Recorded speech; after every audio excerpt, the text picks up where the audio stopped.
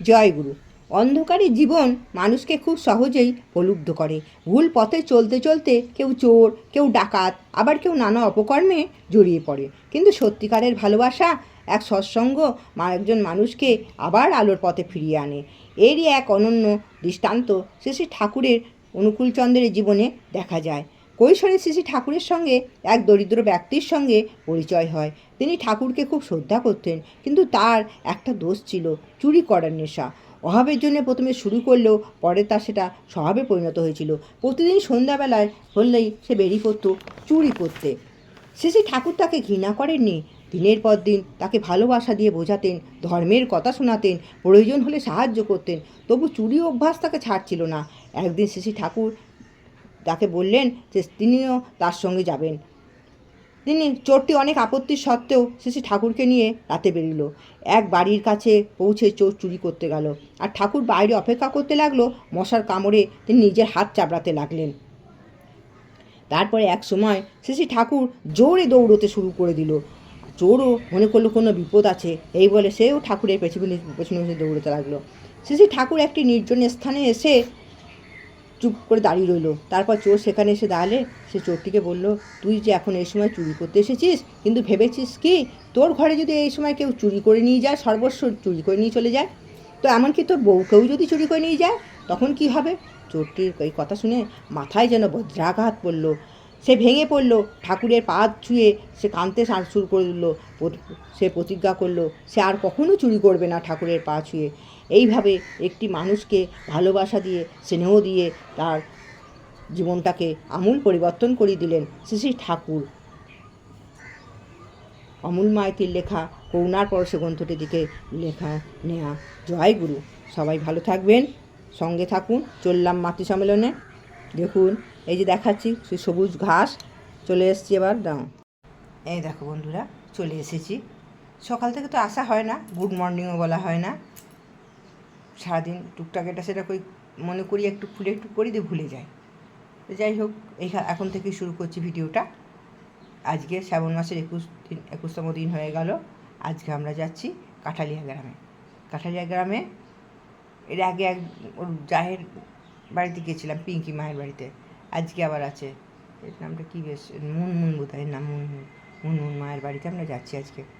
তা সোমবার দিন মনে হয় বন্ধ আছে। সোমবার দিন বড়মার কি একটা আছে মনে হয়, বড়মার জন্মতিথি না কি একটা আছে, সেই জন্য বন্ধ আছে। আর সোমবার, হ্যাঁ সোম মঙ্গল দুদিন বন্ধ আছে। মঙ্গলবার দিনকে আছে শ্রী আমাদের বড়দার তিরোধন, এর আগে ওটা দিবস গেছে, তিথি আছে। এর আগের দিন গেল ওটা দিবস, আজকে তিথি আছে মঙ্গলবার দিন। দুদিন পর পর বন্ধ আছে। দেখি যদি ডিপুয়ারকে বেরোয় কিংবা দীক্ষাপত্র কাজ হয়তো দেখানো যাবে, আর নয়তো যা দেখাতে পারি দেখাবো।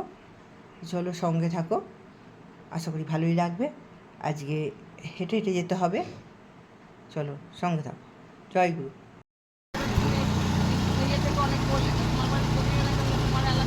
এই দেখো বন্ধুরা, বসে আছি, গল্প করছি, অপেক্ষা করছি, আরও অন্য মায়ের জন্য অপেক্ষা করছি। চুপ করে সব বসে বসে নানান কথা হচ্ছে, আলোচনা হচ্ছে, অল্প করতে দেখো। এই দেখো আবার বেরিয়ে পড়েছি, চললাম। এটা কাঠালিয়া গ্রামের ভেতরে ঢুকে পড়েছি। তোমাদের রাস্তাটা দেখাবো বলে, দেখতে পাচ্ছ কীরকম রাস্তা দিয়ে যাচ্ছি আমরা। দেখো আরও কাদা, সামনেটায় বোধহয় আরও কাদা দেখতে পাবে। দেখো জানি না ওইখানটা দেখিয়েছি কি না। এই দেখো দেখতে পাচ্ছ, দেখো মুরগি একটা দেখিয়ে দিলাম। এই ফুলগুলো খুব সুন্দর হয়, আমি লাগিয়েছি, আমার কত হচ্ছে, দেখো এখন ভর্তি হয়ে আছে, দেখতে পাচ্ছ। হয় না গো, আমার বলেছিও বোধহয়, সুন্দর ফুল হয় না। এটা কি সুন্দর হয়ে রয়েছে, কত ফুল কাঠালিয়া গ্রামে। চলো, পেছনে আরও 2-3 জন আছে, আমি সামনেটা আমি অত তো পারি না ক্যামেরা, দেখতে পাচ্ছ না। দেখো মানুষগুলোকে দেখাতে পারছি না, রাস্তাটা মাঝে মাঝে দেখাচ্ছি। এই যে আমাকে একটু দেখিয়ে দিলাম, দেখে নাও। হেঁটে চলেছি, কাদা, বুঝতে পারছো। চলো সঙ্গে থাকো। এভাবে রাস্তাগুলো কবে যে ঢালাই করে কে জানে।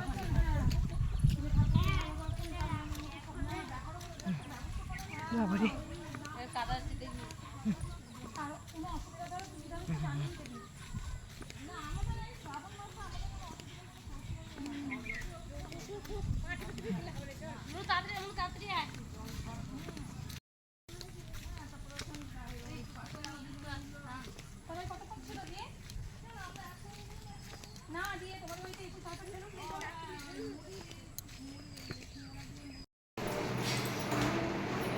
এই দেখো চলে এসেছি, যে আমরা অনেক জায়গাতে প্রায় জায়গাতেই আমরা নিজেরা যে আমার গীতা দিদিভাই আর এক ওই পায়েলের মা আর এক দিদিভাই আছে, ওই সবাই মিলে আমরা করছি, ঠাকুর বসাচ্ছি এখানটা।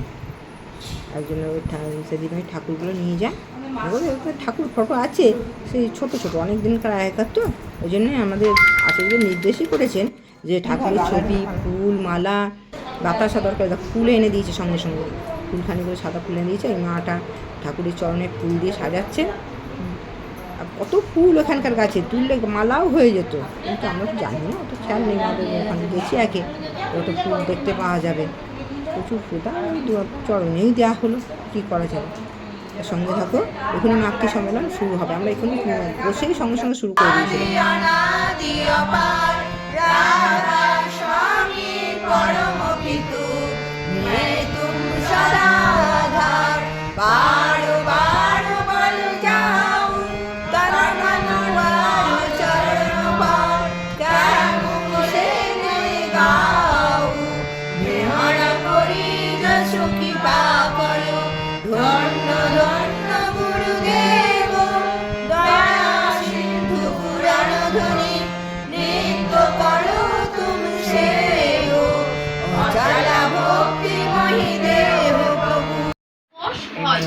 তাদের নিকট সারাটা জীবন জ্বালাময়, শেষে অশান্তিতে সুখ দুঃখ ডুবে যায়।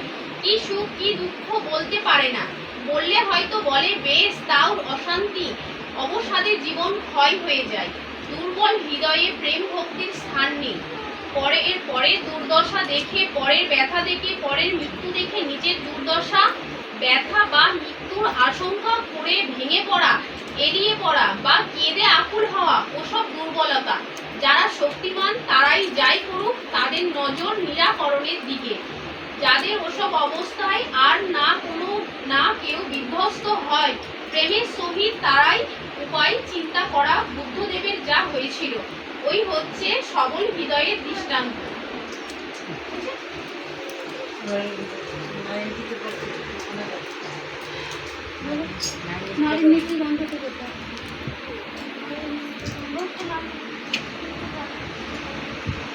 মুখে বললো না এমনি, মা দেখতে পাবে যখন বলছে, হ্যাঁ পড়েছে।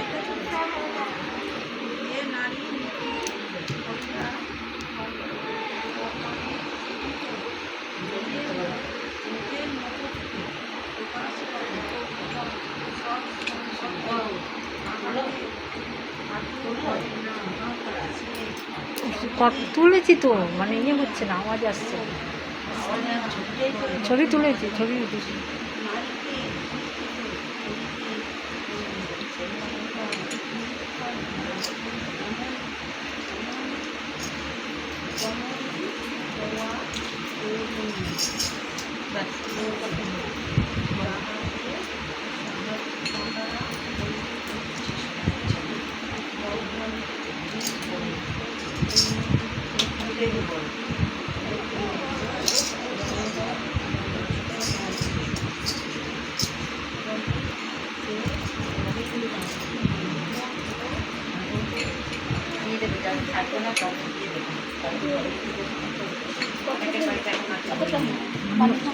কোনখানে বন্ধ করে, এইটা হাত দিয়ে বন্ধ করবো।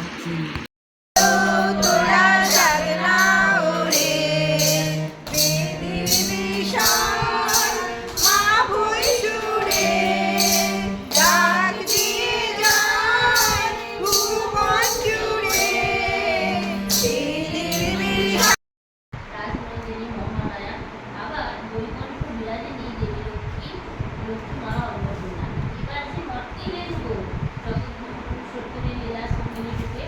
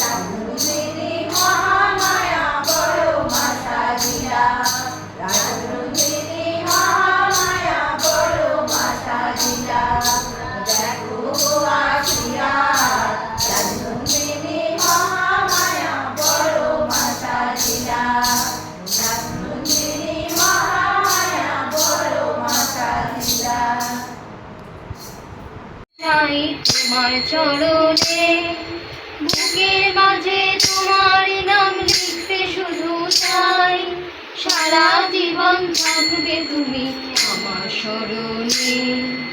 ওগো অনুকূল, ওগো অনুকূল, ওগো অনুকূল, ওগো অনুকূল, যজন যাজন ইষ্টভীতি শিখতে চাই, দেহ ঘরে না এলে তোমার কৃপা না পেলে আলোর পথে কি করে আজ চলবো মোরা সকলে, যেন সৎসঙ্গের সঙ্গে থাকি সারা জীবনে, সারা জীবন থাকবে তুমি আমার স্মরণে।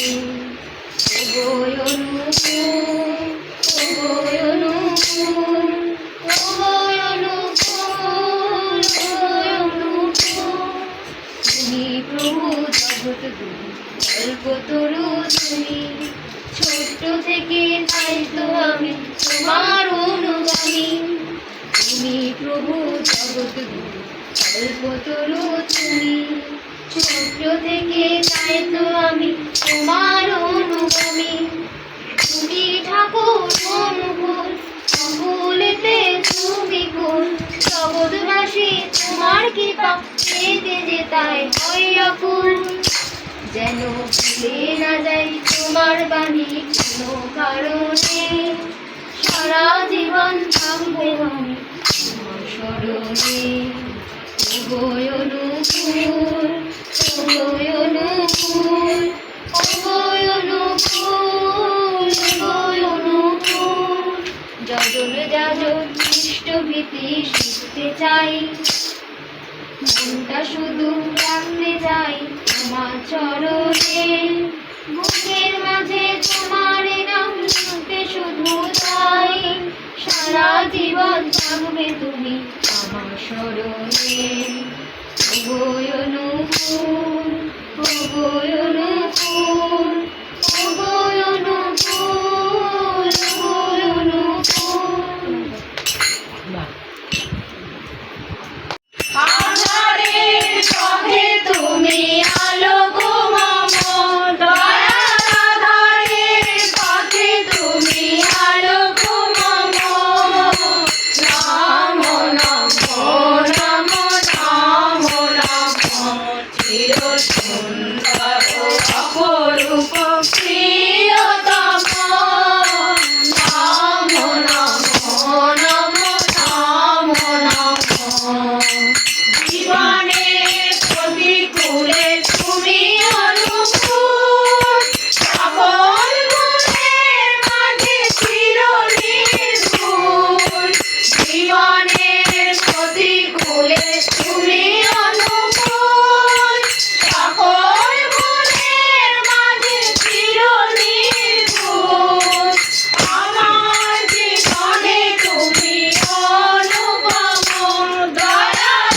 আমার জীবনে তুমি অনুপম, নমো নমো নমো নমো নমো, চির সুন্দর অপরূপ প্রিয়তম, নমো নমো নমো নমো নমো, সত্যের শ্রীহরিকে গাই নাম, গাবনে শ্রীকৃষ্ণ নব ঘন শ্যাম, সত্যের শ্রীহরিকে গাই নাম, গাবনে শ্রীকৃষ্ণ নব ঘন শ্যাম, শাশ্বত সনাতন মনোরম, দয়াল শাশ্বত সনাতন মনোরম, নমো নমো নমো নমো নমো, চির সুন্দর অপরূপ প্রিয়তম, নমো নমো নমো নমো নমো, গৌরাঙ্গ রূপে তুমি পতিত পাবন, শ্রীরামকৃষ্ণ রূপে তুমি নর নারায়ণ, গৌরাঙ্গ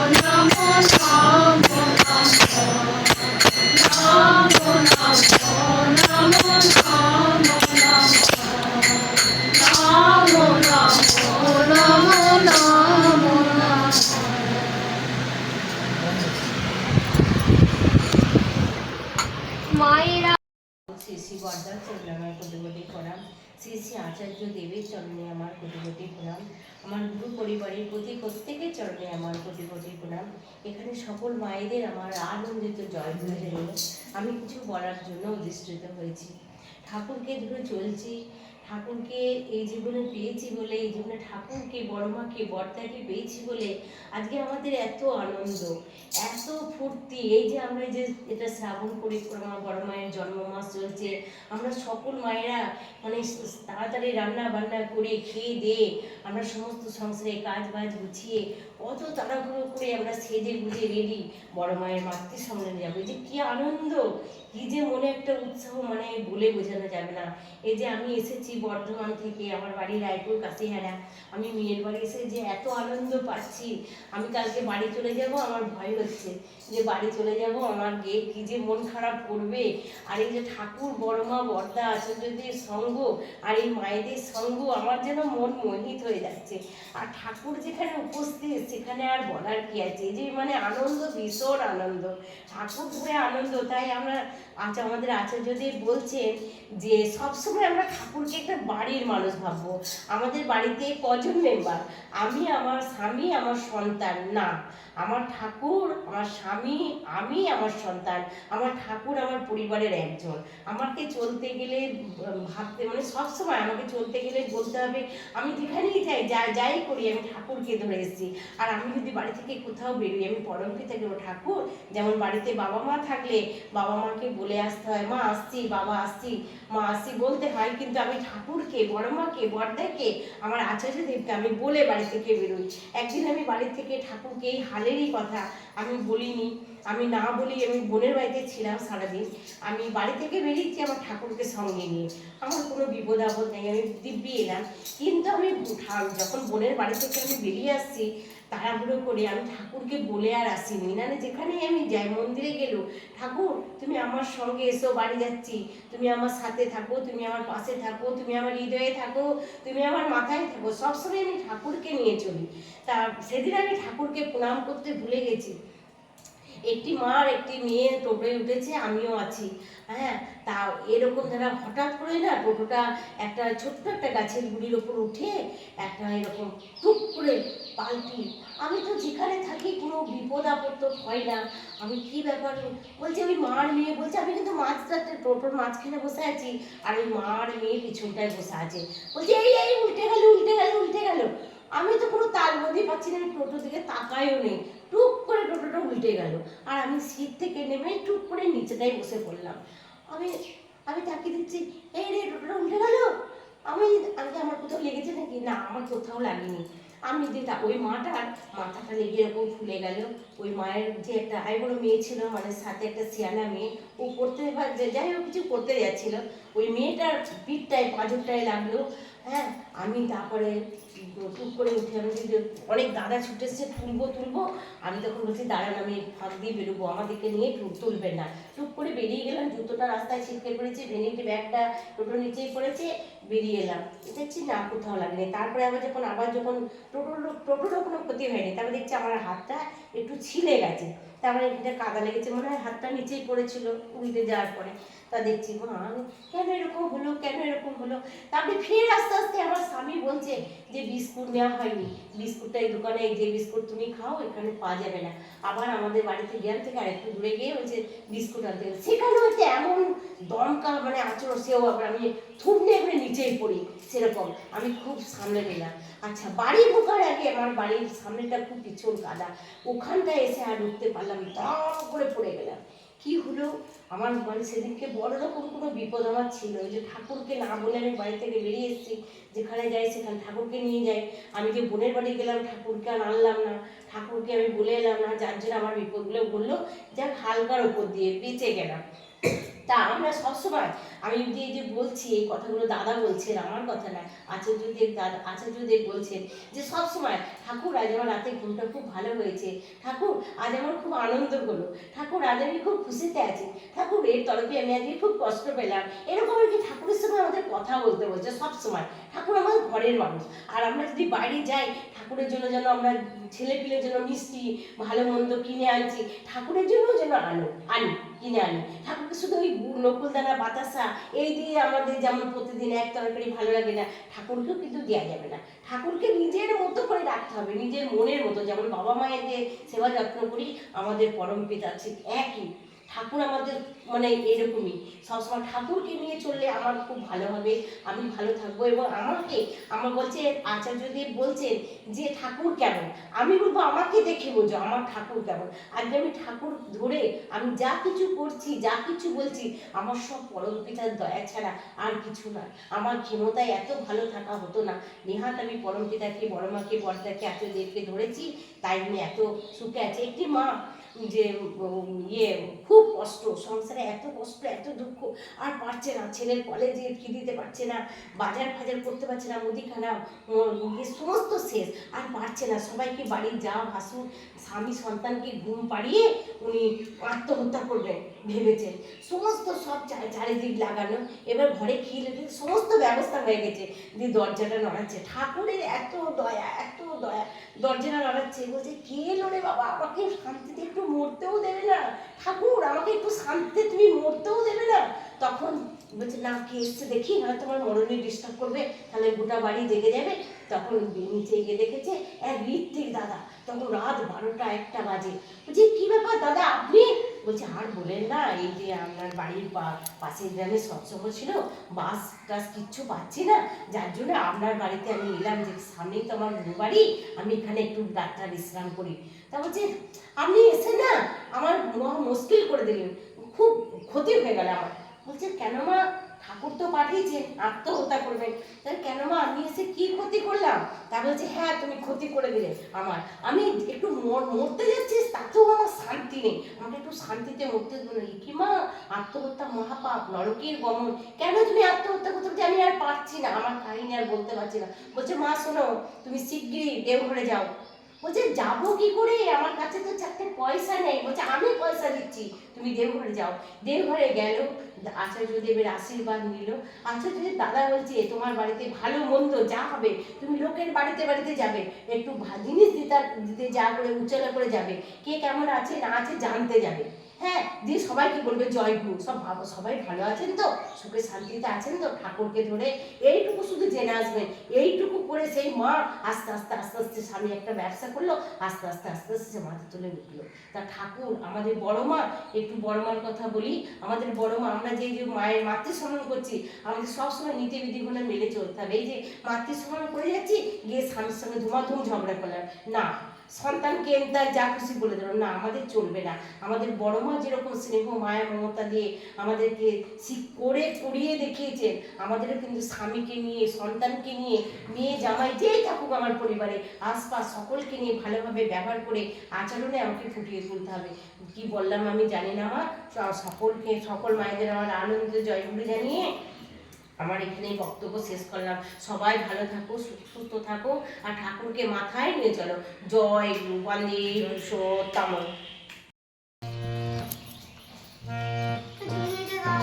একে আনন্দ পরমানন্দ, পুরুষোত্তম লীলা অভিনব। একে আনন্দ পরমানন্দ, পুরুষোত্তম লীলা অভিনব। পতিত পাবন নরনারায়ণ, পতিত পাবন নরনারায়ণ, প্রেমময় রূপে দিব্য আবির্ভাব, প্রেমময় রূপে